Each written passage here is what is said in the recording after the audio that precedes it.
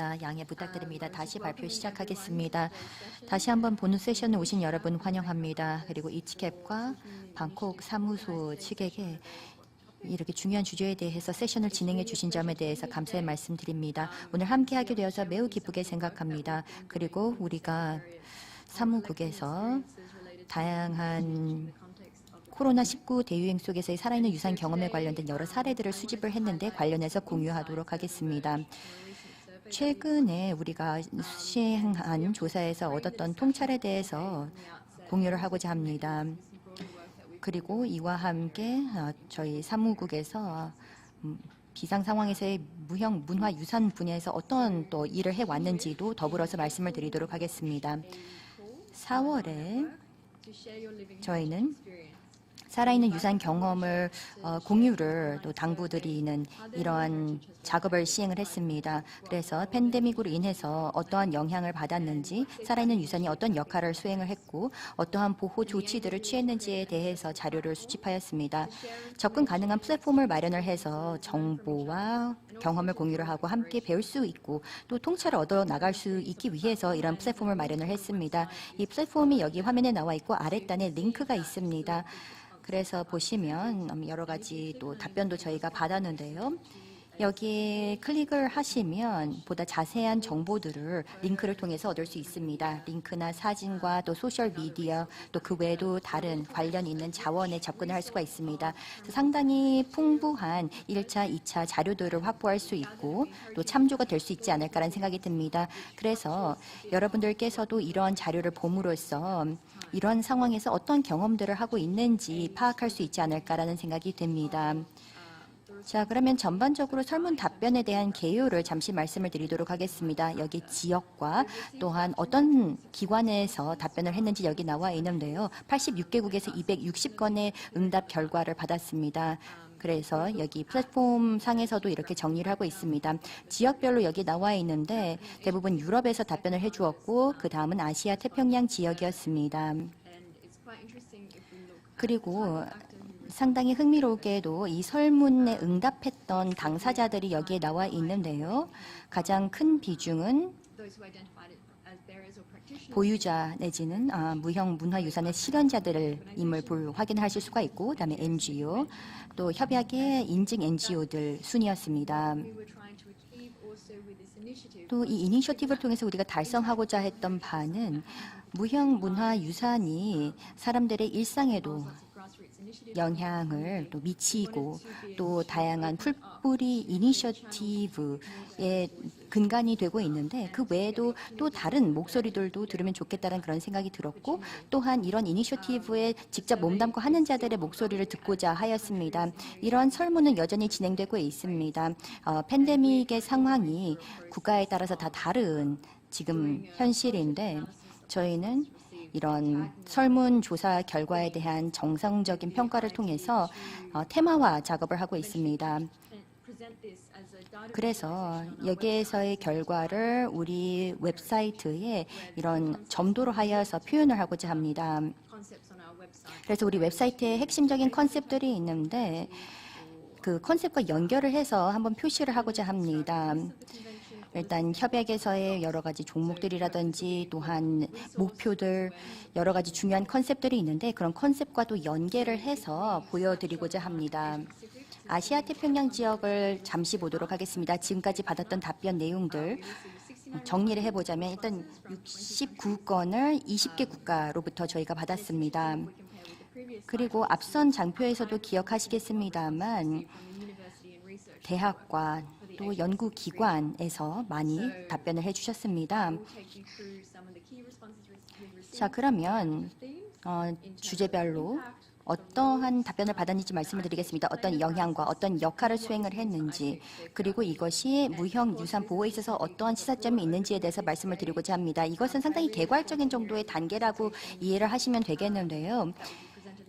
이후에 웨비나에서의 발표 내용들도 또 열심히 경청을 하고자 합니다. 왜냐하면 이런 해당 발표들도 이니셔티브의 일환이기 때문입니다. 자, 첫 번째 살아있는 유산의 영향을 한번 보도록 하겠습니다. 아마 여러분들도 예상을 하시겠지만 방역이라든지 사회적 거리 두기 등의 여러 가지의 조치들로 인하여서 유산을 전승하고 표현을 하고 또 보호하는 데 있어서의 제한을 받은 바 있습니다. 특히나 1대1의 인간 대 인간의 그런 상호작용이 제한이 되고 그리고 자연적, 문화적 공간에 대한 접근도 제한이 되었던 점을 아마 기억하실 것입니다. 그리고 그 외에도 연행이 되는 여러 극장들이라든지 공연 공간들이 폐쇄가 되고 있고 세계 유산의 일부 지역들 같은 경우 또 그 유산지 같은 경우도 폐쇄가 되는 경우들이 있었습니다. 그리고 그 외에도 어떤 축제가 취소가 되거나 연기되는 사례들도 참으로 많았으며 원자재 및 시장 접근도 제한이 되었습니다. 그래서 전반적으로 다양한 그런 행사들 여기에도 나와 있습니다만 일본에서의 이런 각종 행사들도 많이 취소가 되었죠. 우측 하단에 그 사진을 보실 수가 있을 것입니다. 이는 사회적, 문화적 또 영적인 안녕에 당연히 영향을 미친 바 있습니다. 그리고 설민조사를 통해서 우리가 알 수 있었던 점은 경제적 영향도 상당히 컸다는 점입니다. 무형 문화유산의 생계를 꾸려나가는 자들의 경제적인 여파가 컸다는 점입니다. 그리고 극장이나 공연 공간이 폐쇄가 됨에 따라서 이것이 또 공동체에도 큰 영향을 미치게 되는데요. 일본의 예를 한번 드리도록 하겠습니다. 여기 보시면 일본의 전통 극의 공연장이 폐쇄가 된 바 있습니다. 그렇기 때문에 당연히 연행자들이 또 소득이 없어졌지만 그뿐만 아니라 각종 무대 장치라든지 또한 의상을 제작하는 그런 기업들과 개인들도 영향을 받은 바 있습니다. 여기 교토의 한 기업이 있는데 극장이 폐쇄됨에 따라서 본인들의 사업에도 큰 지장을 받았다라고 하고 있습니다. 그리고 여기에도 나와 있다시피 이러한 유산을 연행하는 데에도 지장이 있는 것이죠. 왜냐하면 이런 연행자들과 함께 색상이라든지 디자인에 대해서 꾸준하게 대화를 하면서 계속해서 의상을 제작을 해왔는데 이것을 온라인 방법 등으로 또 해야 되는 또 대체 방안들을 마련을 했어야 했던 그런 특징들도 있습니다. 그리고 보통 만약에 뭐 인터넷이라든지 온라인 수단에 접근하지 못하는 사람들 같은 경우에는 자금에 대한 접근도 쉽지가 않았을 것이고 그래서 보시다시피 어떤 행사가 취소가 되거나 극장이 폐쇄가 되었을 때 이것은 무형유산의 연행자들이라든지 관련된 의식이라든지 제반 요소들이 다 총체적으로 영향을 받게 됩니다. 그리고 또 무형유산의 그런 경제적인 영향이라든지 그 경제적인 부정적인 효과를 또 따로 떼어내서 계산하는 것이 쉽지만은 않은 경우들이 있는 게 비형식적인 분야에서도 활동을 전개하는 그런 개인과 기관들이 있기 때문입니다. 하지만 무형유산은 역동적이고 또 적응적인 속성을 지니고 있습니다. 그렇기 때문에 때에 따라서는 직접적인 영향을 충분히 파악하는 데 어려움이 있을 수는 있습니다. 아마 시간이 지남에 따라서 그 영향이 어떠한지는 보다 더 분명해지긴 하겠습니다만 이런 역동적인 그런 적응적인 속성 때문에 특정 관행들은 사라졌을 수도 있긴 합니다만 새로운 의미가 부여가 되고 또 재해석이 되고 있는 유산들도 많아지고 있습니다. 지금까지 응답 결과를 보면 온라인 이니셔티브들이 여러 가지 형태로 해서 진행이 되었습니다. 의식이라든지 공연이라든지 축제들의 온라인 진행이라든지 온라인 워크숍이라든지 또 유튜브 비디오 등을 활용을 한 사례들이 늘고 있습니다. 그리고 개회사 때도 또 환영사 때도 말씀을 해주셨습니다만 보다 많은 사람들에게 접근하고 문화유산을 계속 살아 숨쉬게 할 수 있는 다양한 또 수단들이 탄생하고 있습니다. 그런데 무형유산 보호에 있어서 우리가 또 기억해야 될 그런 질문들이 있죠. 협약의 윤리적인 원칙이라든지 맥락화 이런 부분들도 간과해서는 안 되는데 디지털 전승이라는 그런 상황 하에서 이런 부분들은 어떻게 영향을 미치는지에 대해서도 생각할 필요가 있다고 생각합니다. 그래서 앞으로 관련 분야에 대한 다양한 연구가 상당히 흥미롭지 않을까라는 생각이 듭니다. 그래서 이 무형문화유산이 코로나의 맥락에서 말씀드렸다시피 재해석이 되고 있는데요. 중국의 사례도 여기 아래 나와 있습니다. 또 집에서 이런 사회적 거리두기와 또 방역 때문에 보다 많은 시간을 보내게 됩니다. 따라서 세대 간 전승에 또 새로운 기회가 선사되고 있습니다. 예를 들어서 집에서 직접 요리를 한다든지 수공예품을 집에서 만든다든지가 어떤 유산 계승의 또 하나의 형태가 되지 않을까라는 생각이 듭니다. 그래서 위기의 상황에서 무형 유산이라는 것이 어떤 역할을 수행을 한다는 점, 연대와 또한 심신의 안정을 위해서 또 활용이 된다는 점을 우리가 파악할 수가 있었습니다. 카자흐스탄에서 저희가 취한 인용구인데요. 여기도 나와 있다시피 무형문화유산이 어떤 감정적인 표출의 수단이라든지 또 영적인 도움의 수단으로서도 생각이 되고 있다라는 그런 이야기가 있습니다.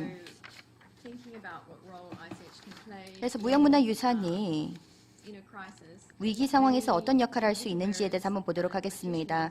보유자들과 또한 그 연행자들이 이야기를 통해서 우리가 알 수 있었던 바는 이런 살아있는 유산의 실현 그리고 향유하면서 심리적, 영적 위안을 얻을 수가 있다는 점입니다.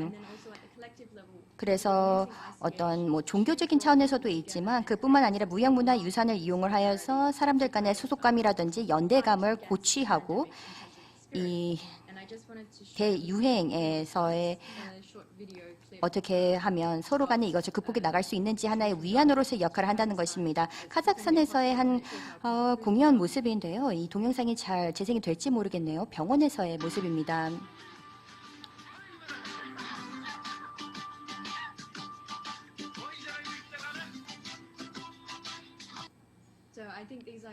그래서 이러한 다양한 연대를 위한 수단 그리고 사회적인 지지 이런 수단으로서 활용이 될 수 있다는 점을 볼 수가 있습니다. 이것을 사실 어떤 계량화하기는 어려울 수 있긴 하겠습니다만 무형문화유산의 중요성을 이런 맥락에서 다시 한번 깨달을 수 있는 그런 계기가 되지 않을까라는 생각이 듭니다. 그래서 계속해서 삶을 이어나가야 된다라는 그런 힘을 주는 역할도 합니다.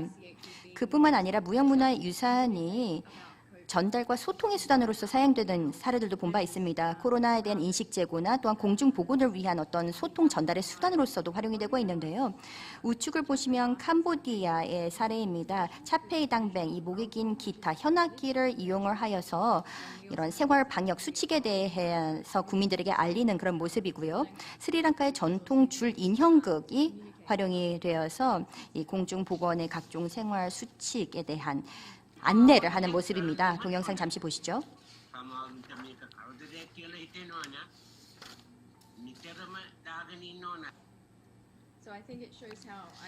그래서 보시면 무형문화유산이 이런 코로나라는 맥락하에서 사람들에게 조금 더 이해하기 쉬운, 공동체들이 보다 이해하기 쉬운 하나의 수단으로서 소통을 강화할 수 있다는 점을 보여주었다고 생각합니다.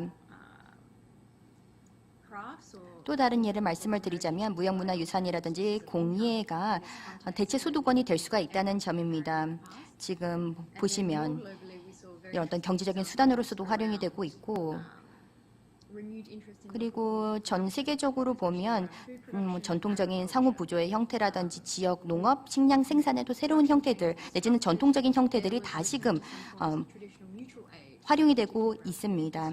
식량 배급이나 또한 배분에 있어서의 상호 부조의 그런 정신들도 보다 많이 볼 수가 있는데요. 앞서서도 인사 말씀 때 말씀을 해주셨습니다만 우리의 삶의 방식에 대해서 재고하고 또 무형문화유산을 통해서 보다 지속 가능하면서도 복원력 있는 방편들을 모색을 하는 데 도움이 될 수 있다라는 그런 말씀을 해주셨는데 이것과 관련이 있는 것 같고 또 기후변화 대응하는 데 있어서도 시사하는 바가 있다고 생각합니다.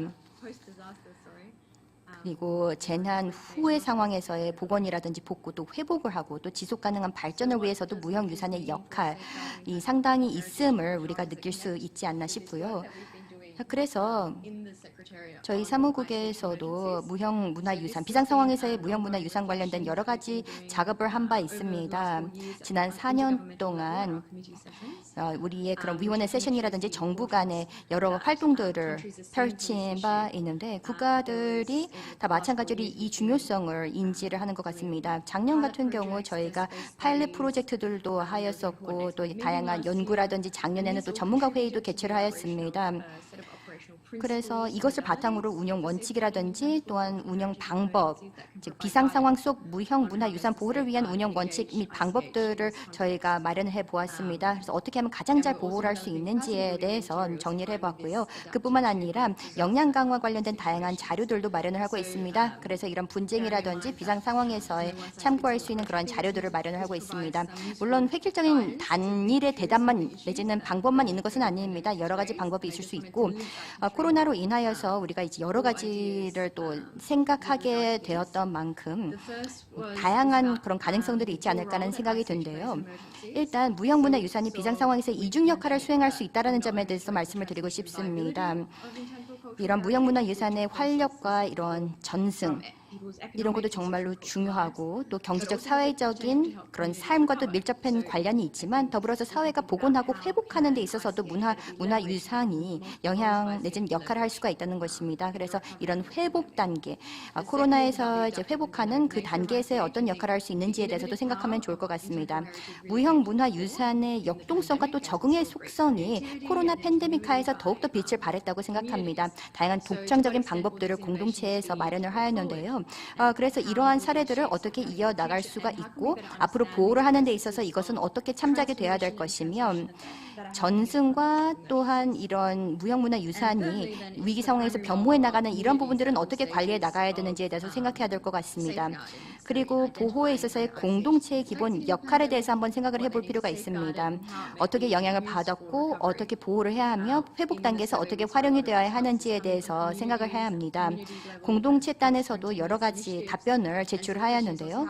다양한 이니셔티브에 대한 정보를 저희가 얻었는데 이것을 어떻게 규모를 더 키워나갈 수가 있을 것인가, 회복 단계에서 어떻게 보다 잘 활용할 수 있을 것인가에 대한 모색이 필요하다고 생각합니다. 네, 정리를 하자면 이 코로나 팬데믹으로 인하여서 무형문화유산이 가치에 대해서 다시 재고하게 되었다고 생각합니다. 지금 무형문화유산으로서는 상당히 흥미로운 시기라고 생각을 합니다. 새로운 형태의 전승이라든지 연행이 무형문화유산에 어떤 영향을 미치는지에 대해서 한번 생각해 볼 필요가 있을 것 같고요. 그래서 이 플랫폼을 통해서 수집한 자료를 통해 여기에 대한 인식도 제고를 하고 반추해보고 무형문화유산이 이런 맥락에서 어떤 역할을 할 수 있는지에 대해서 더 많은 생각을 할 수 있기를 바랍니다.